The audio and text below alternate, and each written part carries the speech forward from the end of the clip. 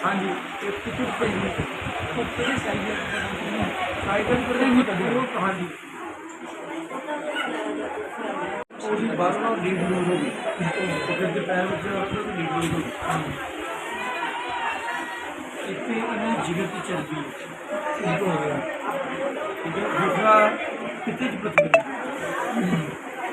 ਉਹਦੀ ਬਸ ਨਾਲ lead loose ਹੋ ਗਈ ਫਿਰ ਦੇ ਪੈਰ ਵਿੱਚ ਲੀਡ ਲੂਜ਼ ਹੋ ਗਈ ਇੱਕ ਇਹਨਾਂ ਜਿਗਰ ਦੀ ਚਰਬੀ ਠੀਕ ਹੋ ਗਿਆ ਠੀਕ ਹੈ ਦੂਸਰਾ ਪਿੱਤੇ 'ਚ ਪਥਰੀ